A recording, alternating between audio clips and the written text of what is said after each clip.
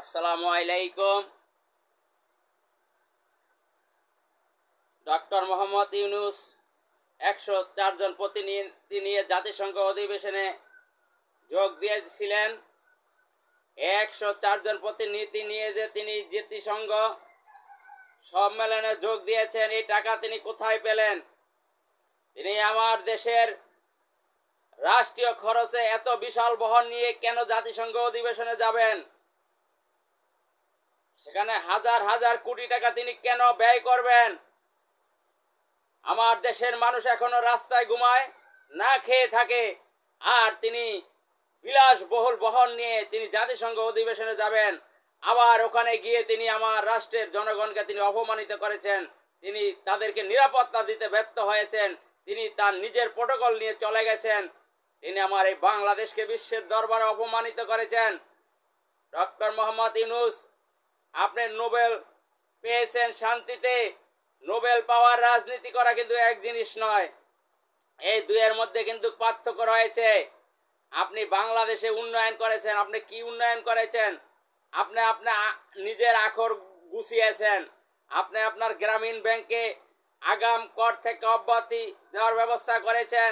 আপনি একটি ইউনিভার্সিটির অনুমোদন নিয়েছেন, একটি মেডিকেল কলেজ করার অনুমতি নিয়েছেন।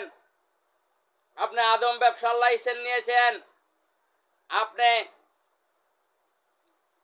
ইলন মাস্ককে এই দেশে এনে ইন্টারনেটের ব্যবসার সুযোগ দিয়েছেন। আমি চট্টগ্রাম পোর্টকে বিদেশিদের হাতে তুলে দিয়েছেন। আপনি বাংলাদেশের জাতিসংঘ কে অফিস খোলার অনুমতি দিয়েছেন। এগুলো আপনার উন্নয়ন। আপনি নিজের ভাগ্যের পরিবর্তন করেছেন।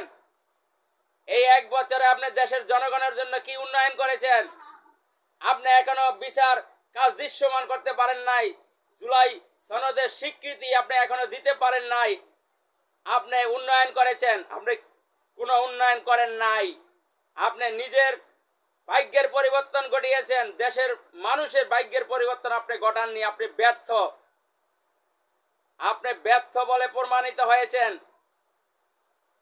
আপনাকেও জাতির সামনে একদিন বিচারের সম্মুখীন করা হবে। আপনাকে কাঠ করে দাঁড়াতে হবে। আপনি কেন, কোন অধিকারে আপনি 104 জন প্রতিনিধি নিয়ে বিদেশ সফর করবেন? হাজার হাজার কোটি টাকা খরচ করে দেশের। আমার দেশের মানুষ এখনো ফুটপাতে ঘুমায়। আমার দেশের মানুষ এখনো খাবার পায় না, তাদের ঘরবাড়ি নেই। আর আপনি বিলাসিতা করেন। বিলাসিতার জন্য আপনাকে এই দেশের মানুষ উপদেষ্টা বানায়নি। আপনি এখনো সতর্ক হয়ে যান, না হলে কিন্তু আপনার সামনে বিপদ আছে।